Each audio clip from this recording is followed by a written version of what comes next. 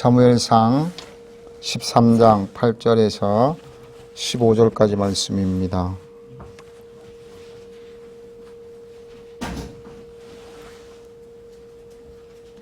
제가 있는 성경으로는 구약성경 427페이지입니다. 사무엘상 13장 8절에서 15절까지 말씀, 다 같이 한 목소리로 합독하셔서 하나님의 말씀 같이 읽겠습니다. 사울은 사무엘이 정한 기한대로 이레 동안을 기하려 했으나 사무엘이 길갈로 오지 아니하매 백성이 사울이 이르되 번제와 화목제를 이리로 가져오라 하여 번제를 드렸더니 번제 드리기를 마치자 사무엘이 온지라. 사울이 나가 맞으며 문안하매 사무엘이 이르되 왕이 행하신 것이 무엇이냐 하니 사울이 이르되 백성은 내게서 흩어지고 당신은 정한 날 안에 오지 아니하고 블레셋 사람 mikbat에 모였음을 내가 보았으므로 이에 내가 이르기를 블레셋 사람들이 나를 치러 길갈로 오겠거늘 내가 여호와께 은혜를 간구하지 못하였다 하고 부득이하여 번제를 드렸나이다 하니라. 사무엘이 사울에게 이르되 왕이 망령 때에 행하였도다. 왕이 왕의 하나님 여호와께서 왕에게 내리신 명령을 지키지 아니하였도다.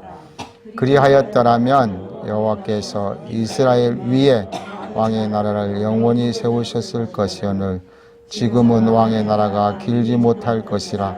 여호와께서 왕에게 명령하신 바를 왕이 지키지 아니하였으므로 여호와께서 그의 마음에 맞는 사람을 구하여 여호와께서 그의 지도자로 백성의 지도자로 삼으셨느니라 하고 사무엘이 일어나 길갈에서 떠나 베냐민 기브아로 올라가니라. 사울이 자기와 함께한 백성의 수를 세어보니 600명가량이라. 아멘. 함께 합독하신 본문 말씀 가지고 사울의 어리석음이라 하는 제목으로 함께 말씀을 나누겠습니다. 사는 세상에서 지혜롭게 살려고 우리는 무지개를 씁니다. 지혜롭게 산다는 것은 누군가에게 똑똑하다라는 말을 듣기 위해서가 아니라 여러 가지를 허비하지 않기 위해서나 손해보지 않기 위해서일 것입니다. 그런데 간혹 정말 잘한 결정이다라고 생각을 했는데 그것이 바보 같은 짓인 경우, 어리석은 행동을 함으로 돌이킬 수 없는 후회를 하거나 엄청난 손해를 감수할 때가 있습니다. 너무 안타깝습니다. 오늘 본문에 사울이 그 장본인입니다. 그 이유는 오늘 14절 말씀 13절 14절인데 우리 다시 한번 같이 읽어보겠습니다. 13절 14절 금방 읽었는데 13절 14절 사무엘이 사울에게 이르되 왕이 망령 때에 행하였도다. 왕이 왕의 하나님 여호와께서 왕에게 내리신 명령을 지키지 아니하였도다. 그리하였더라면 여호와께서 이스라엘 위에 왕의 나라를 영원히 세우셨을 것이오늘 지금은 왕의 나라가 길지 못할 것이라. 여호와께서 왕에게 명령하신 바를 왕이 지키지 아니하였으므로 여호와께서 그의 마음에 맞는 사람을 구하여 여호와께서 그를 그의 백성의 지도자로 삼으셨느니라 하고, 한마디로 말하면 하나님께서 사울을 왕으로 세우셔서 이스라엘 백성을 치리하게 하셨는데 당신이 말을 듣지 않음으로 인해서 하나님께서 당신에게 주신 복이 끊긴다라는 말씀입니다. 하나님의 계획은 영원히 세우려고 하셨는데 당신이 명령하지 아니함으로 하나님께서 복을 중단하시겠다라고 하는 말씀이죠. 우리가 일단 정말 중요한 믿음의 복을 우리가 유산으로 받았습니다. 하나님께로부터 받았는데 또 우리가 세상에 살아가면서 여러 가지 이 복들, 하나님 주신 것들을 우리가 누리며 살아가고 있는데 이런 것까지도 우리에게서 하나님이 계획하신 대로 중단되지 아니하고 끝까지 우리에게서 임하시고 우리의 자손 대대로 이어질 수 있기를 주님의 이름으로 간절히 소원하는 마음으로 오늘 말씀을 같이 생각하려고 합니다. 설교 제목을 사울의 어리석음이라고 했습니다. 사실 사울은 어리석은 사람이 아니지요. 그랬으니까 이스라엘 사람들이 왕으로 세웠었을 것입니다. 그런데 사무엘이 사울에게 어리석게 행동했다라고 말씀을 합니다. 오늘 본문 말씀 우리가 두 번 읽었는데 13절 말씀에 보면 망령되이 행하였도다라고 하는 것이 히브리어로 보면 사칼이라고 하는 단어인데 어리석다, 바보가 되라는 뜻이 있습니다. 그리고 상징적인 뜻으로는 우상숭배라는 뜻도 포함이 되어 있습니다. 왜 그러면 사무엘이 사울에게 어리석고 바보 같은 행동을 했다고 하는 것인가 한번 생각하려고 합니다. 근데 사실 사울은 오늘 본문 말씀에 자기 변명을 보면 굉장히 지혜롭게 행동한 것 같습니다. 사무엘이 아마 사울에게 어떻게 연락이 돼서 이제 전쟁을 할 수 있으니까 그래서 연락이 됐던 것 같아요. 그래서 정한 기간 1회 동안을 기다렸다고 했는데 오지 않았다고 그랬습니다. 그러니까 전쟁에 참가해야 될 사람들이 자꾸 도망을 갑니다. 주먹으로 쥐었던 모래가 손가락 사이로 빠져나가듯이 슬슬 도망을 갑니다. 적군인 블레셋 사람들은 눈앞에 있습니다. 금방 올 것만 같습니다. 하나님의 은혜가 절실히 필요한 때라고 사울은 생각합니다. 그래서 부득이 은혜를 간구하기 위해서 제사를 드렸습니다. 여러분, 이것이 어리석은 것인가요? 더욱이 그는 사람에게 은혜를 구하려고 하는 것이 아니라 하나님께 은혜를 구하려고 했다고 말씀합니다. 하나님께 은혜를 구하는 것은 당연한 것이지요. 그런데 왜 그를 사무엘이 어리석다고 했을까?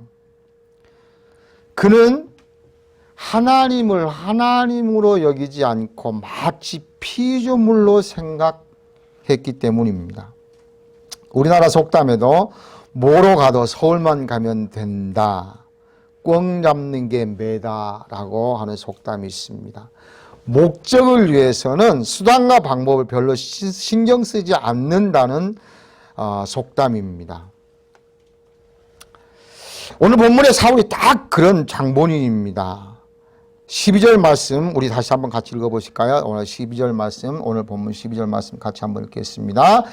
이에 내가 이르기를 블레셋 사람들이 나를 치러 길갈로 내려오겠거늘 내가 여호와께 은혜를 간구하지 못하였다 하고 부득이하여 번제를 드렸나이다 하니라. 하나님께 드리는 모든 제사는 하나님께서 규정하시는 원칙이 있습니다. 하나님께서 제사를 받으시기 위해서 레위 족속을 선택해서 제사를 집례하도록 했습니다. 규정하신 대로의 제물이나 도구가 사용되어야 하며 규정하신 방법대로 드려야만 했습니다. 그냥 아무렇게나 제사를 드린다고 해서 하나님께서 받으시는 것이 아니었습니다. 우리가 잘 아시는 것처럼 대표적인 케이스가 가인과 아벨의 제사입니다. 창세기 4장에 아벨의 제사는 받으시고 가인의 제사는 받지 않으셨다라고 말씀을 합니다. 또 레위기 10장 1절과 2절 말씀 보면 제사장의 아들 아론의 아들 나답과 아비후가 하나님 앞에 제사를 드리는데 각기 향로를 가져다가 여호와의 명하시지 않는 다른 불을 담아 여호와 앞에 분향하였더니 불이 여호와 앞에서 나와 그들을 삼킴에 그들이 여호와 앞에서 죽은지라라고 기록하고 있습니다. 제사장들이었지만 하나님께서 정하시지 않는 불로 제사를 드림으로 말미암아 그들은 죽임을 당했습니다. 한마디로 제사는 하나님께 드리는 제사는 내 마음, 내 내키는 대로 드리는 것이 아닙니다. 하나님께 드리는 제사는 거룩해야만 됩니다. 그 거룩함은 하나님이 정하신 대로 하는 것이어야만 하는 것이었습니다. 그러므로 사울이 드리는 제사는 어리석은 제사이며 또한 불순종입니다. 학자에 따라서 사울이 제사를 드렸다고 하기도 하고 또 어떤 학자는 다른 제사장을 통해서 드렸다고 하기도 합니다. 그러나 중요한 것은 당시 사무엘은 하나님께서 직접 말씀하심에 그의 행동을 옮기는 사람입니다. 그러므로 그가 조금 늦게 기한에 도착하지 못한 것도 하나님의 간섭임이 분명하다는 사실이에요. 그렇다면 그는 기다렸어야만 했다는 것입니다. 또한 제사는 내가 조건을 제시하는 것이 아닙니다. 하나님께서는 조건을 제시하셨습니다. 너희가 이럴 때는 이렇게 저렇게 그렇게 말씀하셨지요. 그래서 5대 제사, 번제, 소제, 화목제, 속제제, 속건제를 정하시고 또 그 제사에 따라서 방법이 달라졌습니다. 그런데 오늘 사울은 제사를 드리는 조건이 전쟁에 나갈 사람들의 마음을 사로잡기 위해서, 그들의 마음을 사기 위해서, 한마디로 말하면 쇼입니다. 그는 이렇게 말합니다. 부득이하여 번제를 드렸나이다. 어쩔 수 없이 그렇게 하기 위해서였다는 것입니다. 바른 성경은 할 수 없이 번제를 드렸습니다라고 번역했습니다. 제사는, 하나님 앞에 드리는 예배는 할 수 없이 드리는 것이 아니라 당연히 드려야 하는 것입니다. 억지로가 아니라 감사함으로 드려야 되는 것입니다. 물론 규정하신 방법에 따라서. 그러므로 사울의 제사는 이렇게 볼 수 있습니다. 규정에 따라 드린 제사가 아니므로 하나님의 주권을 무시한 제사입니다. 둘째로 순종의 제사보다 낫다고 말씀하셨는데 그렇지 못함으로 말씀을 떠난 제사이고요. 셋째로 이사야 1장 말씀에 근거해 보면 마당만 밟는 하나님께 짐이 되는 그런 형식적인 제사입니다. 넷째로 본문 말씀에 8절과 9절을 근거해 보면 사람들을 붙잡아 두기 위한 이기적인 제사라고 말할 수 있습니다. 이것은 하나님을 망령되이 일컫는 것입니다. 사무엘이 사울에게 이르되 왕이 망령되이 행하였도다라고 하는 이 단어의 망령됨은 사칼이라고 하는 단어인데 어리석다라는 단어이고요. 또 하나님께서 10계명 가운데 제4계명 가운데 이렇게 말씀하셨습니다. 너희는 내 하나님의 이름을 망령되이 부르지 말라. 여호와의 이름을 망령되이 부리는 자를 죄 없다 아니하리라 선언하셨습니다. 여기에서의 망령된다라고 하는 샤브인데 헛된 거짓말, 무가치, 무음입니다.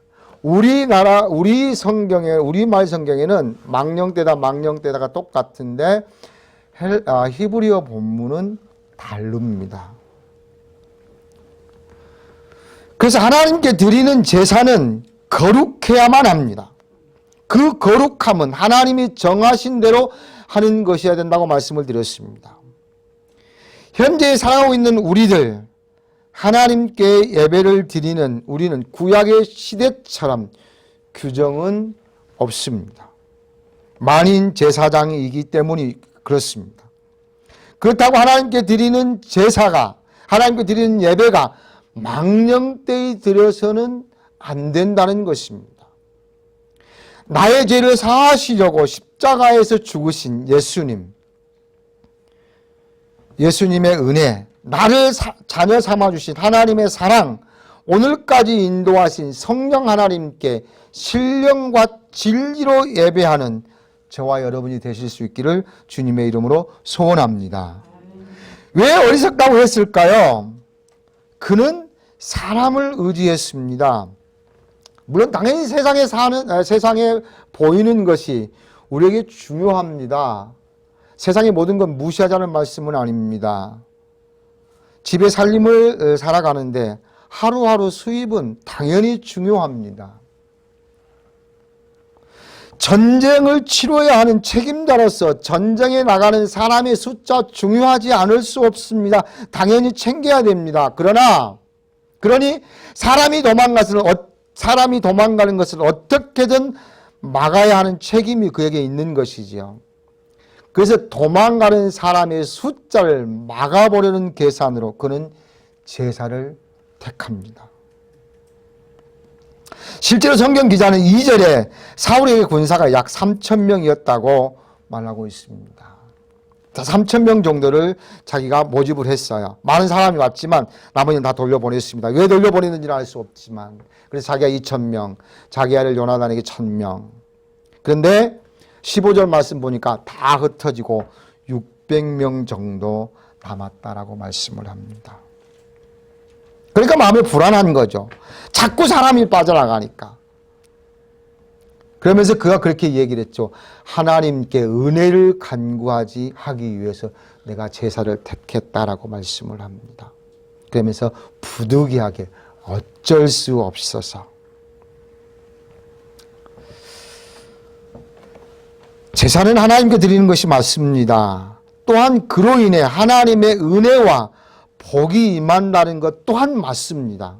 그러나 하나님께 드리는 제사가 마치 도깨비 방망이처럼 육신의 정욕과 안목의 정욕과 이생의 자랑 등 그 어떤 것을 충족시키기 위한 조건으로 실행된다면 잘못되어도 한참 잘못된 것입니다. 그것은 하나님이 원하시는 믿음의 제사가 아니며 영광을 드리는 것이 아니라 하나님을 경멸하는 것입니다. 그런 수단으로 예배가 사용되어서는 결단코 안 된다는 것을 오늘 성경은 말씀하고 있습니다. 사람은 숫자에 연연하지만 하나님은 그렇지 않습니다. 사람들은 환경의 지배를 받지만 하나님은 환경을 바꾸십니다. 사람은 불가능이 있지만 하나님은 전능하십니다. 그렇다면 혹 하나님께서 사울에게 사람을 흩으심은 하나님의 의도가 있으시다라고 생각하면 어떨까요? 전쟁을 함에 있어서 600명보다는 5배나 많은 3,000명이 훨씬 유리하겠지요. 그러나 그와 싸울 적 블레셋의 병거는 3만입니다. 마병이 6천이라고 기록하고 있습니다. 백성은 해변에 모래같이 많다고 오늘 본문 앞에 5절 말씀에 기록하고 있습니다. 여러분 그렇다고 생각한다면 600명이나 3,000명이나 적군 블레셋에 비하면 거기서 거기일 것 같습니다. 대결에서 이긴다고 하는 것은 불가능할 뿐이지요. 그렇다면 숫자에 상관없이 그 어떤 것이 그들에게 필요합니다. 그것은 하나님의 은혜일 뿐입니다. 기드온의 300용사처럼 우리는 기드온이 어떻게 싸워서 이긴 것을 잘 알고 있습니다. 하나님의 은혜입니다. 사울은 하나님의 은혜를 구한 것 같았지만 사람 숫자에 연연한 것이 분명합니다. 왜 숫자에 연연했습니까? 그래야만 자기들이 블레셋과 싸워서 이길 수 있다고 생각했기 때문입니다. 그러면 하나님을 의지하기보다는 자기들을 의지하는 것이지요. 사람이 숫자를 의지하는 것이지요. 역대상 21장 보면 다윗이 요압 장군에게 이스라엘의 군사 될 만한 자를 다 세라고 말을 합니다. 요압은 근데 참 대단했던 것 같아요. 그 장군이 왕의 명령을 범죄라고 말하면서 만류합니다. 안 됩니다. 요즘으로 말하면 노라는 거죠. 그러나 다윗은 강압하면서 다시 강요를 하지요. 그래서 요압이 마땅찮게 여겨, 성경 그렇게 말씀합니다. 마땅찮게 여겨 일부 지파 레위와 베냐민 사람을 계수하지 않았다라고 말씀을 합니다.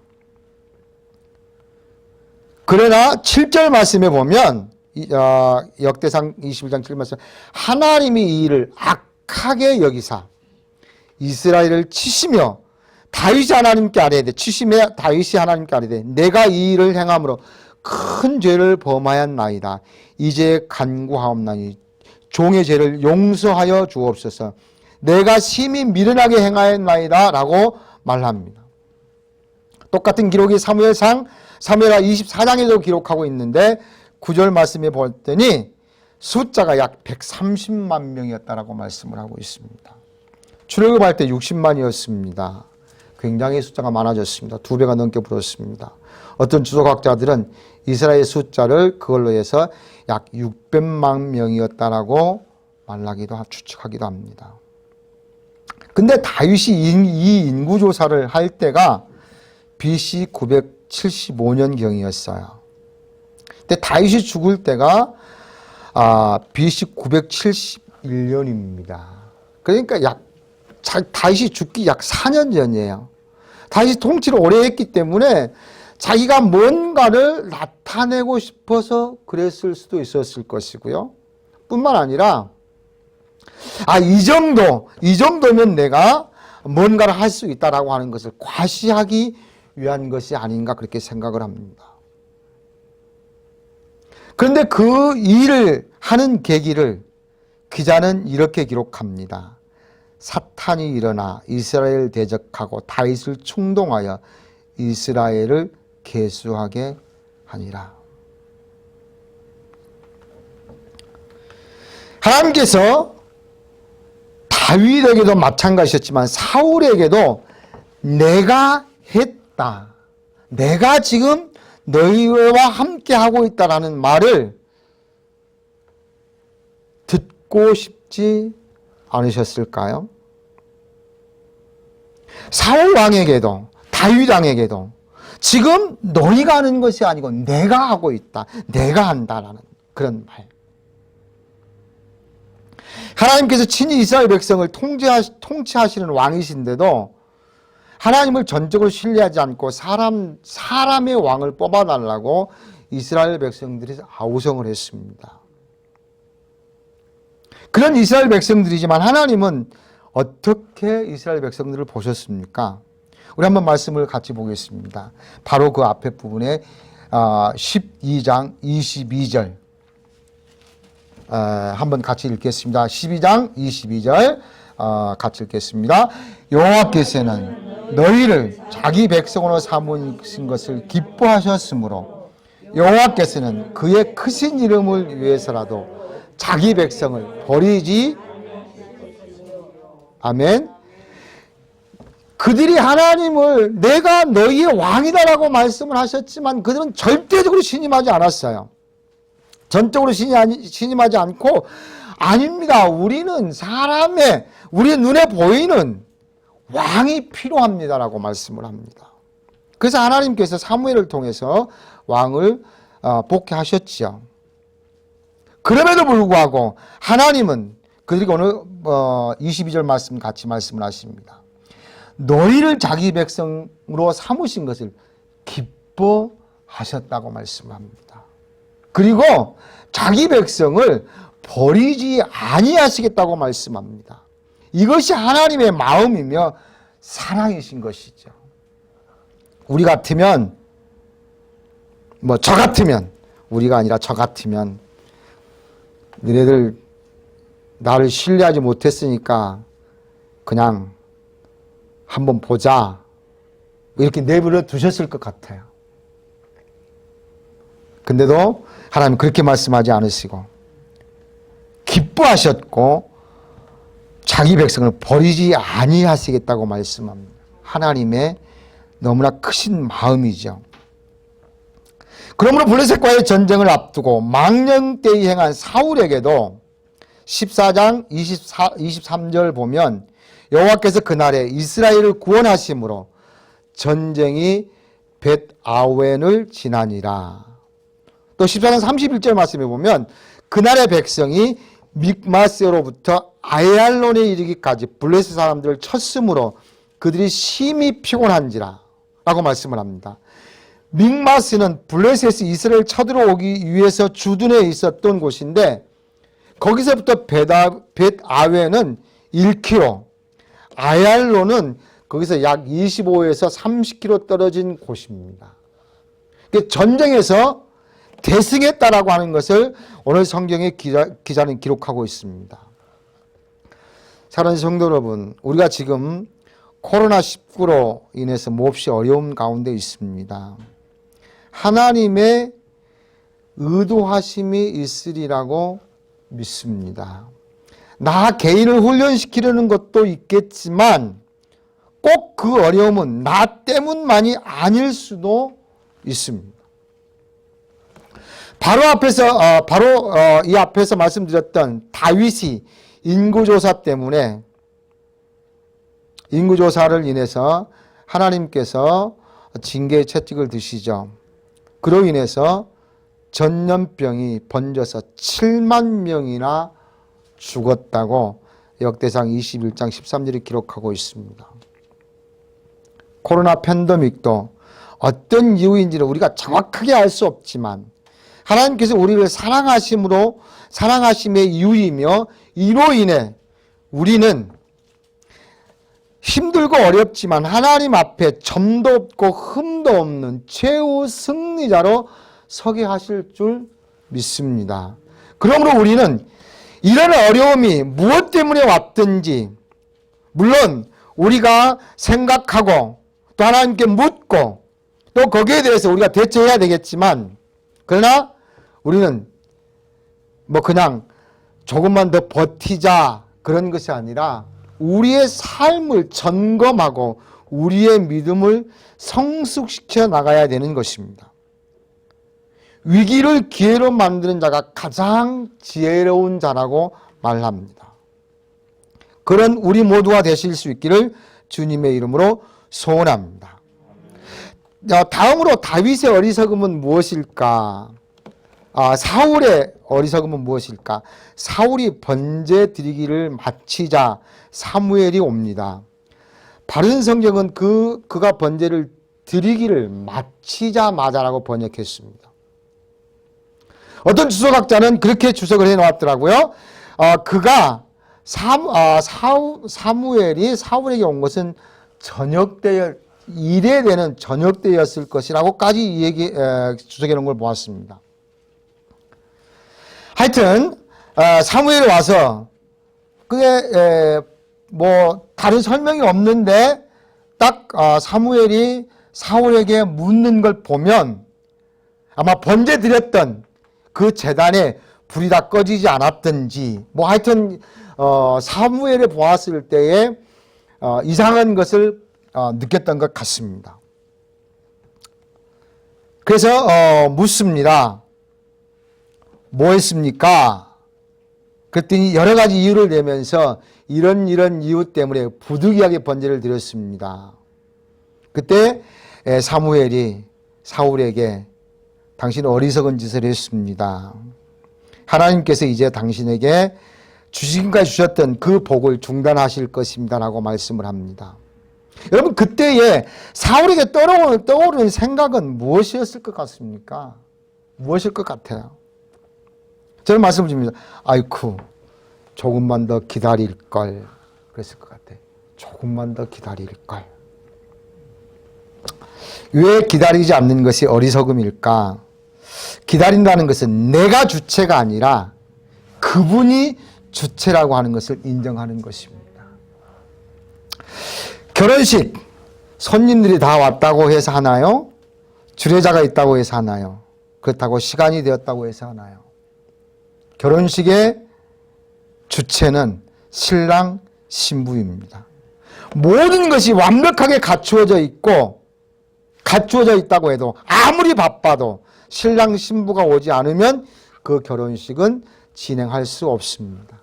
사정이 있어서 사정이 생겨서 못한다면 연기라도 해야 되지요. 왜요? 결혼식의 주체는 신랑 신부이기 때문입니다. 그들이 올 때까지 기다리는 것입니다. 우리는 주체가 누구신가? 우리가 주님이라고 부르는 것은 너무나 중요합니다. 내가 나의 삶의 주체가 아니라, 주인이 아니라 나를 위해 죽으시고 나의 모든 죄를 속량해 주신 예수 그리스도, 그분이 주체가 되셔야만 합니다. 그러므로 그리스도인들은 하나님의 때를 기다릴 줄 아는 것이 대단히 중요합니다. 우리 말씀 한번 같이 보실까요? 시편 37편 5절에서 7절. 제가 주는 성경은 827페이지입니다.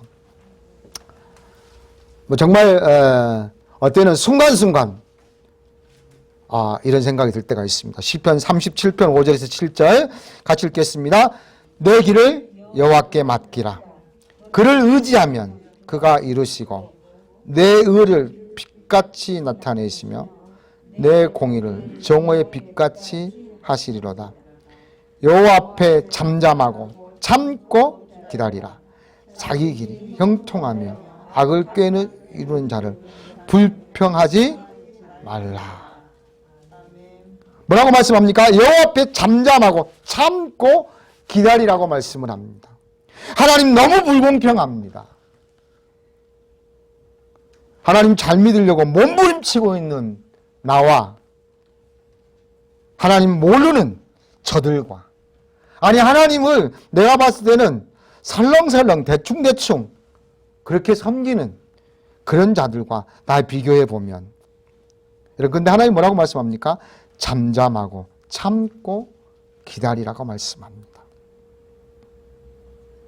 여러분, 제가 성경 구절을 읽으면서 잠깐 기다릴 테니까 그때에 여러분은 기다리라는 말씀만 하시면 딱 맞습니다. 한번 제가 읽겠습니다. 유다서 1장 21절인데요. 사랑 안에서 자신을 지키며 영생에 이르도록 우리 주 예수 그리스도의 긍휼을 기다리라. 예. 잠언 20장 22절 말씀에 너는 악을 갚겠다 말하지 말고 여호와를 기다리라. 그가 너를 구원하시리라. 또 하박국서 2장 2절 말씀에도 보면 이 묵시를 정한 때가 있나니 그 종말이 속히 이르겠고 결코 거짓되지 아니하리라. 비록 더딜지라도 뭐라? 기다리라. 지체하지 않고 반드시 응하리라. 사도행전 1장 4절 말씀에도 예루살렘을 떠나지 말고 내게서 들은 바 아버지께서 약속하신 것을 기다리라. 예. 하나님이 기다리라고 말씀합니다. 영생에 이르는 것도, 불평할 만한 일도, 내가 정의를 실현하고픈 일도, 성령 충만한 것도 모든 면에서 기다리랍니다. 바쁘더라도 괴로워도 내가 할 수 있어도 기다려야 합니다. 왜요? 그분이 주체이심을 인정하는 것이기 때문입니다. 사랑하는 성도 여러분, 하나님 우리를 사랑하시기에 우리를 최후 승리자로 만드실 줄 믿습니다. 우리가 어떻게 하나님께서 얻은 자들입니까? 하나님이 취하신 자들입니까? 독생자와 바꾼 자들입니다. 이스라엘 사람들처럼 위급하고 사울처럼 부득이하다 할지라도 좋으신 하나님을 기억하시고 조금 참고 기다리실 수 있기를 주님의 이름으로 간절히 소원합니다. 마지막으로 사울은 하나님이 참 좋으심을 몰랐습니다. 기독교의 핵심 진리는 사랑입니다. 근데 그 사랑은 용서와 더불어 사랑입니다. 십자가 그렇죠.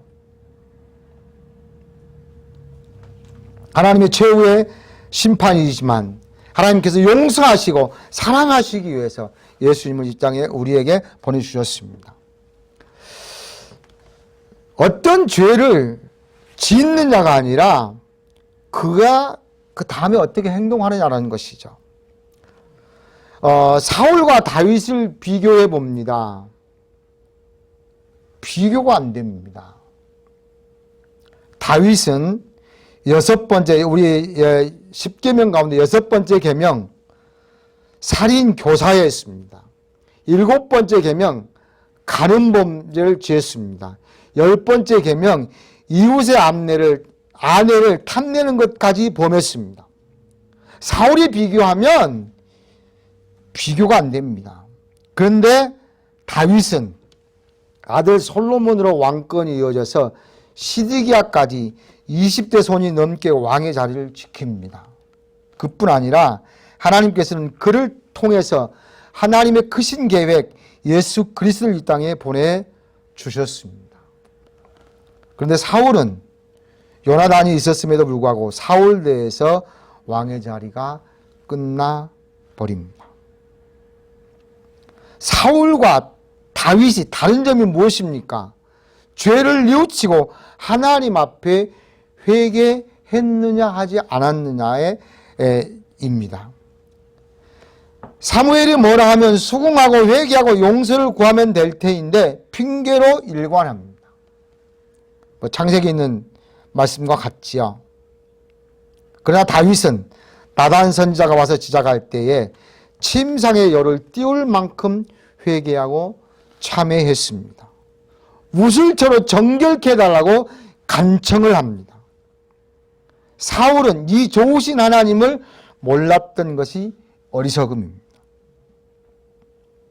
기독교는 무한 사랑의 종교입니다.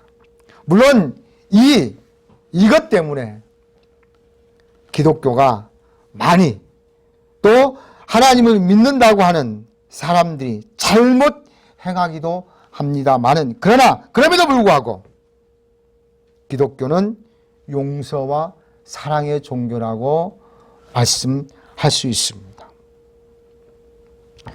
사는 성도, 우리는 많은 유혹을 받으며 살고 있습니다. 물질 만능 시대라고 말하는 시대에 돈이면 모든 것이 가능하다고 생각하는 그런 유혹을 받습니다. 모든 것을 자기 중심적으로 생각하는 포스트 모더니즘 시대라고 말합니다. 더 빠른 것을 추구하는 인간의 욕구가 여러분 정말 절정에 이를 만큼 왔습니다. 이럴 때 우리는 잠시 호흡을 가다듬고 기준이 본질이 무엇인가를 생각해 보아야만 합니다. 그래야 어리석음을 면할 수 있기 때문입니다. 그 기준은 하나님의 말씀입니다. 하나님이 기준이십니다. 늘 힘들고 어려운 시대이지만 말씀의 거울에 비추어 보심으로 사울의 어리석음이 우리에게서는 재현되지 않도록